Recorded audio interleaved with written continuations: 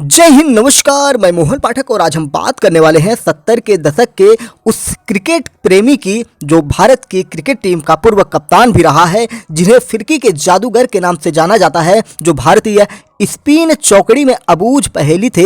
बिशन सिंह बेदी भारतीय टीम के ब्रह्मास्त्र थे। वर्ल्ड कप में इनका बहुत बड़ा योगदान रहा।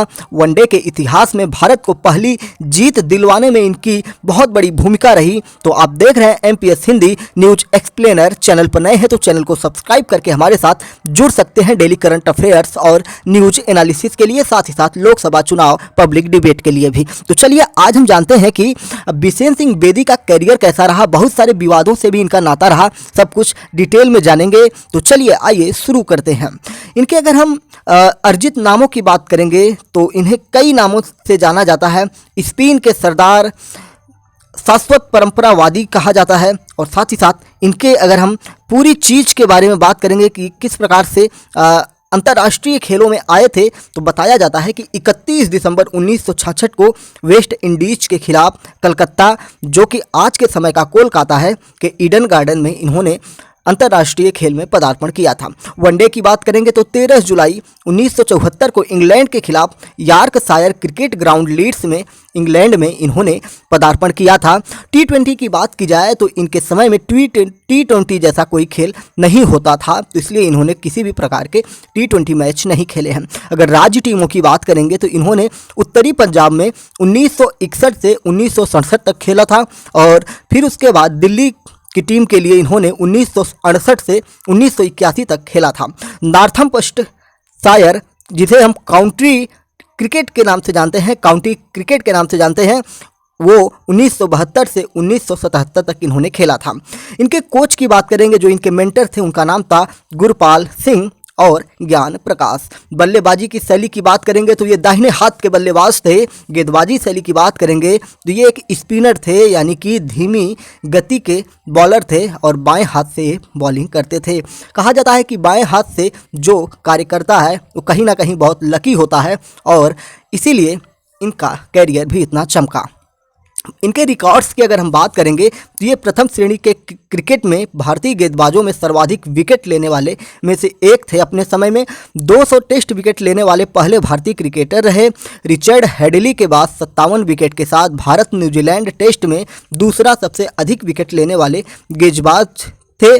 न्यूजीलैंड, वेस्ट इंडीज, इंग्लैंड और ऑस्ट्रेलिया के खिलाफ भारत की शुरुआती विदेशी टेस्ट जीत का हिस्सा बनने वाले एकमात्र व्यक्ति थे। भागवत चंद्रशेखर के साथ टेस्ट में भारतीय गेंदबाजी जोड़ी के मामले में सर्वश्रेष्ठ गेंदबाजी औसत था इनका। वीनू मांकड़ के बाद टेस्ट में 2.14 में 100 या अधिक विकेट लेने वाले भारतीय गेंदबाजों में दूसरा सर्वश्रेष्ठ इकॉनमी रेट था इनका। 11 जून 1975 को पूर्वी अफ्रीका के खिलाफ 12 ओवर और 6 रन के साथ 60+ ओडीआई खेल में सबसे सस्ता स्पेल इनका रहा है। बात करते हैं इनके पुरस्कारों की तो 1967 में भारतीय क्रिकेट ऑफ द ईयर रहे। 1969 में भारत सरकार की ओर से अर्जुन पुरस्कार मिला। 1970 में भारत सरकार की ओर से पद्म श्री पुरस्कार मिला। 2004 में सी के Naidu life time achievement award मिला। 2015 में vision India hall of fame में शामिल किया गया था। इनके जन्म के बारे में अगर हम बात करें तो 25 सितंबर 1946 को बताया जाता है। इनकी आयु जो थी लगभग 77 से 78 वर्ष के आयु के बीच में ये हमें छोड़ के जा चुके हैं, और इसीलिए आज हम इनके बारे में चर्चा कर रहे हैं। इनका जन्म स्थान अमृतसर पंजाब में था, जो कि उस समय का ब्रिटिश भारत था। बात करते हैं इनके गृहनगर की, तो हमने बता दिया कि अमृतसर पंजाब था। इनके विद्यालय की बात करेंगे तो सेंट फ्रांसिस स्कूल अमृतसर में थे। बिशन सिंह बेदी के बारे में अगर और कुछ हम जानना चाहें तो आइए थोड़ा सा और डिटेल में इनके बारे में चर्चा कर लेते हैं। भारतीय क्रिकेट टीम के पूर्व कप्तान और दिग्गज स्पिनर बिशन सिंह बेदी अब हमारे बीच नहीं रहे हैं, और ये बाएं हाथ के शानदार गेंदबाज थे। इनका जन्म 25 सितंबर 1946 को अमृतसर में हुआ था। उन्होंने भारत के लिए वर्ष 1966 से 1979 तक, यानी कि 79 तक टेस्ट क्रिकेट खेला, और वह फेमस भारतीय स्पिनर चौकड़ी का अहम हिस्सा थे। बेदी ने 22 टेस्ट मैचों में भारत की कप्तानी की थी। उन्होंने 67 टेस्ट मैचों में 266 विकेट चटकाए थे। अपने फर्स्ट क्लास क्रिकेट करियर में उन्होंने कुल 1560 विकेट लेने का रिकॉर्ड बनाया था। बिशन सिंह बेदी की गेंदबाजी की ताकत उनकी उंगलियों में थी। उनकी उंगलियों का राज जानने के लिए जब उनसे मीडिया कर्मी बात करते थे तो इंटरव्यू में उन्होंने बताया कि वह अपनी उंगलियों को मजबूत बनाने और कलाई को फ्लेक्सिबल बनाने के लिए अपने कपड़े खुद धोया करते थे, जिससे उनकी उंगलियां, उनके हाथ के पंजे मजबूत हो जाएं। तो इस चीज़ से आप सीख ले सकते हैं कि आप कितने भी बड़े हो जाएं, लेकिन आपको अगर अपने अंदर हुनर लाना है तो उसके लिए आपको खुद से प्रयत्न करना पड़ेगा। बेदी ने अपने इंटरनेशनल करियर का आगाज 1967 में वेस्ट इंडीज के खिलाफ किया था। वह तकरीबन 12 साल भारत के लिए खेले और इस दौरान गेंदबाजी ही नहीं बल्कि बतौर कप्तान भी नाम कमाया था। उन्होंने 1976 में मंसूर अली खान पटौदी के बाद भारतीय टीम का कप्तान बनाया गया। उनकी कप्तानी में पहली बार भारतीय टीम ने वेस्ट इंडीज़ के खिलाफ वेस्ट इंडीज़ में टेस्ट में मैच जीता। वह टेस्ट मैच 1976 में पोर्ट ऑफ स्पेन में खेला गया था। उसके बाद भारतीय टीम ने बेदी की अगुवाई में ही न्यूजीलैंड के खिलाफ 2-0 से टेस्ट सीरीज जीत ली थी। बात करते हैं 1967-68 के बीच बिशन सिंह बेदी की मुलाकात ऑस्ट्रेलियन गर ग्लेनिथ से हो गई थी। यहीं से उनके प्यार का सिलसिला शुरू होता है। दोनों के बीच बातचीत शुरू हुई और कुछ ही मुलाकातों में दोनों के बीच प्यार और फिर जल्दी ही शादी हो गई। कुछ साल बाद ग्लेनिथ ने बेटे को जन्म दिया, जिसका नाम बेदी ने सुनील गावस्कर के सरनेम पर गावस इंदर सिंह रखा। दरअसल सुनील गावस्कर ने वेस्ट इंडीज के खिलाफ अपनी डेब्यू टेस्ट सीरीज में 774 रन बनाए थे और उनकी उस परफॉर्मेंस ने बेदी को बहुत ही ज़्यादा प्रभावित किया था। इसी वजह से उन्होंने अपने बेटे का नाम उनके सरनेम पर रख दिया। कुछ समय बाद बेदी की पत्नी ग्लेनिथ ने एक बेटी को जन्म भी दिया, जिसका नाम ग्लिंडर रखा गया। हालांकि फिर बेदी और ग्लेनिथ का तलाक हो जाता है और दोनों में संबंध विच्छेद हो जाता है।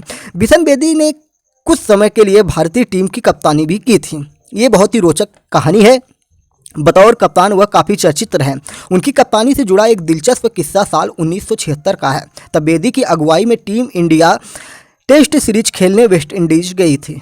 किंगस्टन में खेले गए सीरीज के आखिरी मैच में एक समय भारत का स्कोर 1 विकेट पर 200 रन था। भारतीय टीम की मजबूत स्थिति को देखते हुए वेस्ट इंडीज के कप्तान क्लाइव लाइड ने अपने फास्ट बॉलर्स को भारतीय बैट्समैनों पर बाउंसर और बीमर डालने के लिए कहा।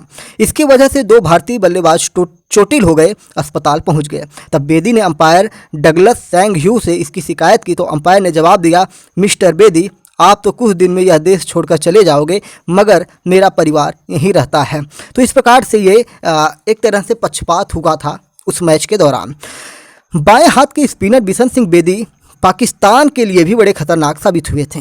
बिशन सिंह बेदी ने 1976 में टीम इंडिया के कप्तान बने रहने के साथ ही यह वो दौरा था जब वनडे क्रिकेट की शुरुआत हुई थी।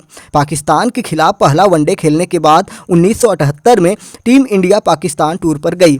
वहीं तीनों मैचों की सीरीज का आखिरी मैच साहिवाल में खेला गया, जो बहुत ही विवादित रहा क्योंकि भारत ने जानबूझकर पाकिस्तान को वो मैच जितवा दिया। दरअसल हुआ यूं कि पाकिस्तानी कप्तान मुश्ताक मोहम्मद ने टॉस जीतकर पहले बैटिंग करने का फैसला लिया।